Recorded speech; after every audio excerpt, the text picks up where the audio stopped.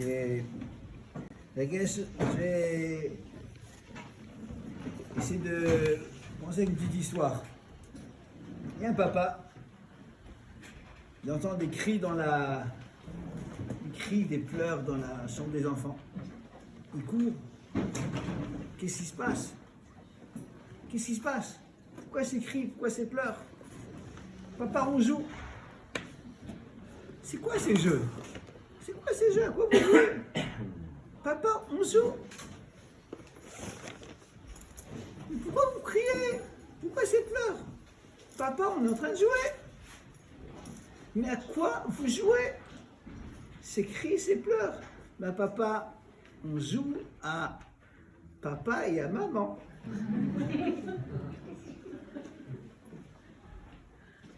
Voilà. J'ai posé le docteur. Voilà, j'ai posé le décor.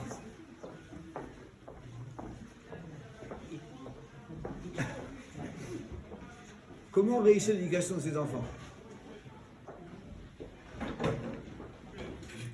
On ne peut pas se permettre d'erreur parce qu'une fois qu'ils sont adultes, c'est too late, c'est trop tard. La Torah nous donne des moyens. Je sais, la Torah nous donne, nous guide, nous ordonne dans cette mission essentielle parce que c'est pas seulement éduquer, c'est un enfant, c'est la suite, c'est chaque fois une maille dans la chaîne des générations. On espère que nos enfants, ils vont continuer Klal Israël. Donc on a un projet de vie. Comment y arriver? Comment y arriver? Je ne vais pas vous dévoiler des nouveautés, du moins j'espère. Je vais prendre des principes de base de la Torah. Seulement ces principes sont très souvent mal connus. On va essentiellement parler ce soir de mitzvot ben adam lechavero. Ces mitzvot qui viennent gérer la relation humaine avec maintenant une projection vers tout ce qui est la relation avec les enfants. Donc on a des mitzvot essentiels. On n'est pas un juif orthodoxe, juste parce qu'on fait Shabbat, on mange kasher. Tant qu'on ne respecte pas mitzvot ben adam lechavero, on n'est pas un juif orthodoxe. C'est vrai avec tous nos frères et sœurs, c'est encore beaucoup plus vrai dans la cellule familiale, et bien entendu avec nos enfants aussi. Alors, quelle est la mitzvah qui représente toute la Torah Kula? C'est quoi cette mitzvah? C'est pas le mikvé, c'est pas Shabbat, c'est quoi? Va'afta l'alecha. Très bien, va'afta l'alecha. Tu vois ton prochain comme toi-même. Il faut aimer son prochain, y compris son conjoint, c'est pas juste ce soir, et y compris ses enfants. C'est dire quoi aimer? C'est dire quoi aimer? Aimer ses enfants. C'est dire quoi les aimer? On les aime, on les aime, C'est dire quoi aimer? Comment est-ce qu'on aime? Vous avez mis les tefilines ce matin? D'accord. Avant Shabbat, vous allumez les bougies. Comment est-ce qu'on aime? Tachlis, ça veut dire quoi aimer? Comment est-ce qu'on aime? Il y a un Mishnah Berurah, c'est un texte de référence qui ramène à Rambam. Comment est-ce qu'on aime? En faisant des compliments. Le saper bishvacho. Comment est-ce qu'on aime? C'est en faisant des compliments. Mais c'est dur, hein? Avec ses enfants. C'est pas une mitzvah que c'est dur. Il faut dire à ses enfants qu'on les aime. C'est essentiel.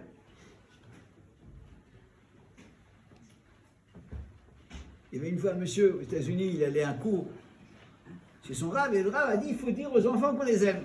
Nos enfants, on les aime, est-ce qu'on leur dit? Est-ce qu'on dit à nos enfants qu'on les aime? Alors, il faut dire à ses enfants qu'on les aime. Le papa, il rentre à la maison, il applique, le rave a dit, j'applique. Il appelle son gosse, un gosse de 9-10 ans, il lui parle, et tout d'un coup, le gosse part en hurlant, pleurant vers sa mère. Mommy, mommy, I think daddy's dying. Maman, maman, je crois que papa est en train de mourir. Il est en train de mourir. Ouais, voilà, pourquoi tu penses comme ça? Bah, papa, il a dit qu'il m'aimait. C'est qu'il va mourir.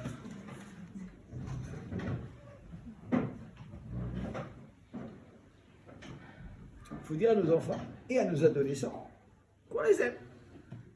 Le dire. C'est essentiel. Faire des compliments. Faire des compliments. Tous les jours. Mesdames, les adolescents, il faut les cajoler. Ça, ils sont couchés dans le lit avec son engin là. Et il faut s'asseoir à côté, le cajoler, le caresser, lui dire des mots gentils.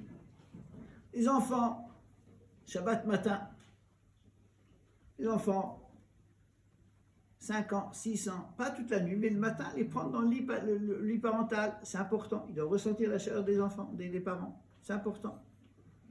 C'est important. La nuit, faire dormir dans la nuit des parents, c'est de la gâterie. Ça, c'est l'échec. Voilà, ça c'est un premier point qui est important. Maintenant, je vous dis franchement, j'ai envie d'arrêter le cours. Pourquoi j'ai envie d'arrêter le cours? Parce que je me dis, je suis en train de réfléchir. Ce que je suis en train de vous dire ne sert à rien. Pourquoi ça ne sert à rien?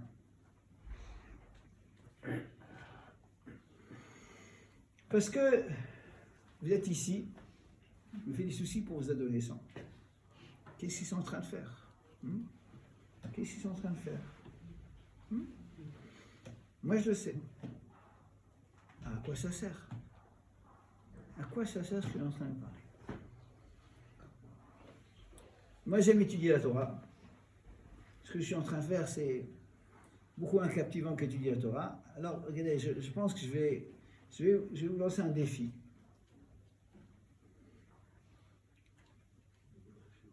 Si vous voulez que je continue, j'ai demandé à 5 personnes de prendre Bli Neder sur elles 2 choses. De toute façon, ça ne sert à rien. Je suis en train de mon temps, je préfère étudier ce que j'ai étudié. Je lance un défi. Au moins 5 personnes sont prêtes 2 choses. Première chose, prendre Bli Neder sur vous. En rentrant à la maison, on éteint le smartphone. Éteint le smartphone à la maison. Parce que, je parle d'aimer, mais avant d'aimer, il faut qu'ils aient à qui parler. Hein? Si vous êtes sur WhatsApp tout le temps, l'éteindre à la maison. Premier point. Deuxième point, mettre sur tout ce qui est lié à Internet un contrôle parental efficace, ça s'appelle TAG. TAG, un contrôle parental, de manière à ce que les enfants, les adolescents et les parents n'aient pas accès à ce qu'on ne doit pas avoir accès. Alors voilà, je ne serais pas fâché, mais je vous ai appris, je vous ai enseigné une chose, aimer ses enfants. J'ai de quoi dire encore, mais je ne veux pas perdre mon temps. Donc, est-ce qu'il y a 5 personnes ici présentes qui blient une personne? Razak. Ah, très bien. Alors, qui est 5 personnes qui sont prêtes, d'une part, éteindre les smartphones à la maison, vivre sans... Tout ça, ça ne sert à rien.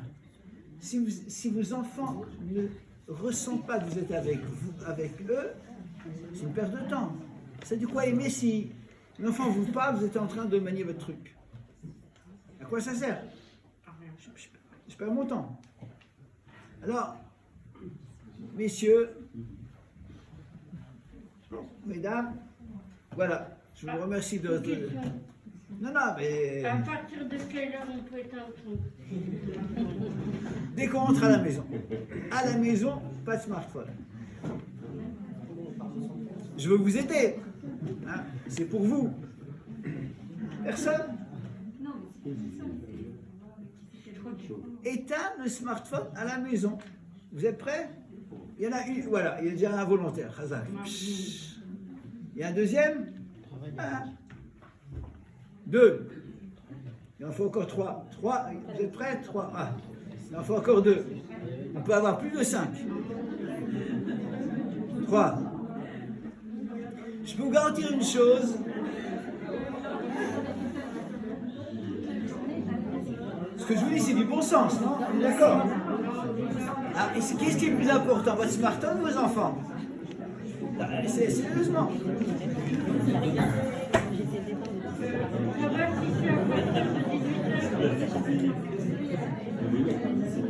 Alors, 3.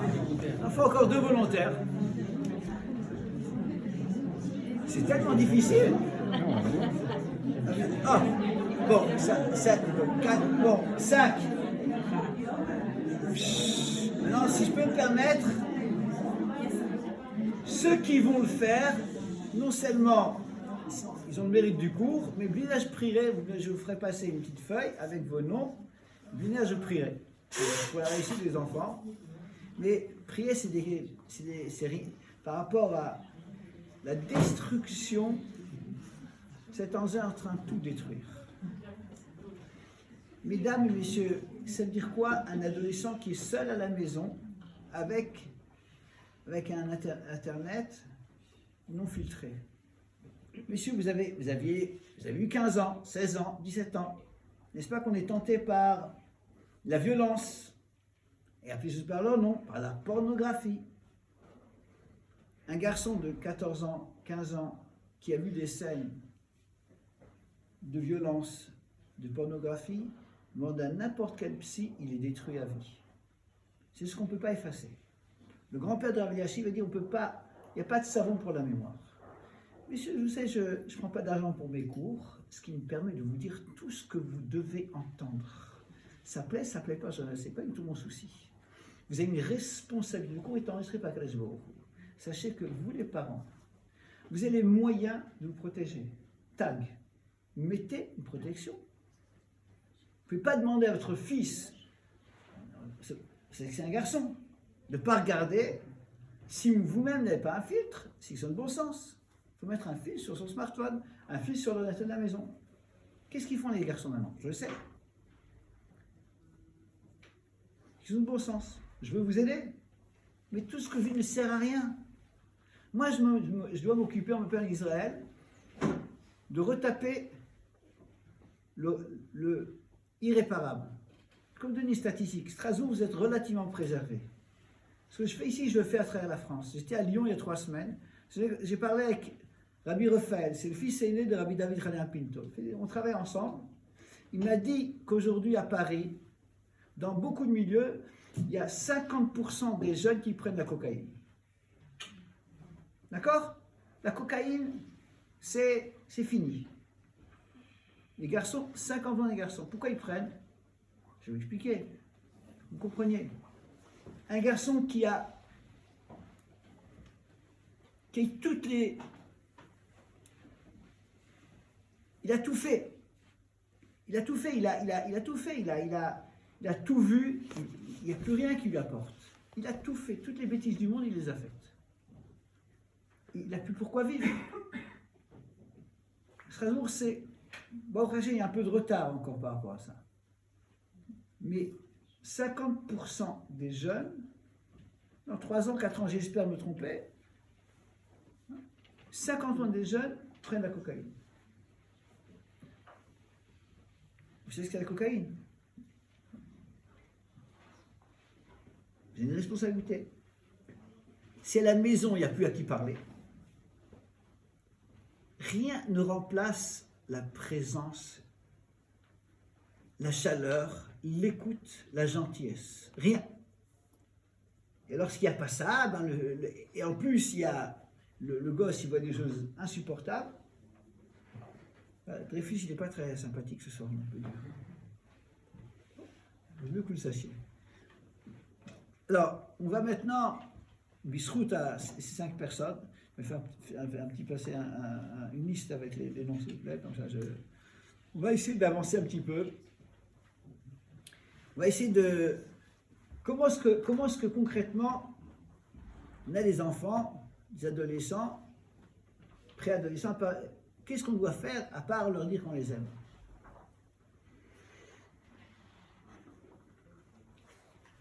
Il y a une mitzvah de la Torah, je comptais avec une mitzvah d'un Ravero qui s'appelle Ochiach Tochiach et Amitecha. Ochiach Tochiach et Amitecha. Super. Critiquer, moi j'adore. La critique, ouais. Moi je suis un champion. Moi, critiquer, c'est super. J'adore. C'est une mitzvah les plus difficiles de la Torah. Vous aurez un texte à la fin du cours, je me sais, vous allez l'avoir imprimé encore. C'est une Gemara. La Gemara nous dit Tami Anim Yesh Bedor Azeh Shimkel Tochacha. Sur la Gemara, déjà, il y a marqué que ça m'étonnerait qu'il y ait quelqu'un qui soit capable d'entendre une critique.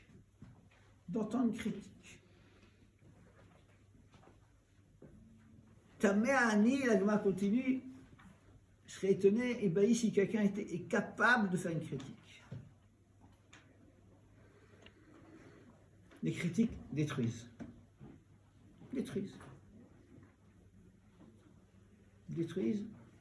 mutilent et ne servent à rien. Ça donne bonne conscience. Alors, qu'est-ce qu'on fait? D'abord, j'ai quand même précisé simplement le cadre. À partir de quel âge la pratique commence? C'est important de le savoir. Je vais raconter une histoire qui date d'il y a 4-5 ans. Entre-temps, ça a dû peut-être encore changer. Il y a un monsieur qui m'a appelé. Il m'a dit, qu'est-ce qu'on fait avec notre aînée? Elle a demandé quelque chose, on a refusé. Elle dit, si vous n'obtenez pas, si vous ne faites pas ce que je veux, je quitte la maison. Bon, j'ai demandé à ce monsieur, quel âge a cette demoiselle? 9 ans. 9 ans. D'accord? Et c'était il y a quelques années. Entre-temps, vous savez, ça progresse. On a consulté une fille de 11 ans qui, depuis l'âge de 5-6 ans, est passionnée par la Chine. Elle a appris à lire, écrire le chinois. Elle voulait changer d'école. Ses parents ont refusé. Elle a dit, si vous n'acceptez pas de me changer d'école, j'ai des économies, à 11 ans, je pars en Chine. C'est l'histoire que j'invente pas, l'histoire réelle. Donc la pratique commence très tôt. Alors je vais maintenant essayer de prendre un cas pratique. Un garçon, il ne met plus la kippa. Il ne met pas la kippa, il ne met pas les tzitzit. Une fille s'habille trop court, trop moulant. Bon, qu'est-ce qu'on fait? Nous, les parents, qu'est-ce qu'on fait? On voit le garçon qui ne pas, la fille qui... Cas pratique, qu'est-ce qu'on fait? Je viens de vous dire que la Tochacha, c'est un exercice très périlleux, parce que si on fait mal la Tochacha, la suite la critique, la suite du verset, c'est si tu Ochiach tochiach et amitecha, lotissa lavchet. Tu fais mal la critique, tu fais un interdit de la Torah. Lequel? Onat dvarim. Tu fais souffrir un juif. C'est un lave. Même son enfant. Donc si on fait mal à la critique, on a détruit. Alors qu'est-ce qu'on fait concrètement? Il y a un garçon, il ne met plus la kippa, une fille qui s'habille n'importe comment, qu'est-ce qu'on fait? Qu'est-ce qu'on fait? Je vais aller plus loin, je vais poser la question. Le papa qui veut dire à son fils, chéri, gentiment, sans lui avoir. Hein? C'est pas, c'est gentil, pas. On n'élève pas la voix chez nous. Qu'est-ce que c'est gentil? Il ne faut pas le faire, d'accord? Ni vous, mesdames, ni vous, messieurs. Réfléchissez ensemble, ça ne sert à rien. Pourquoi ça ne sert à rien? C'est très simple.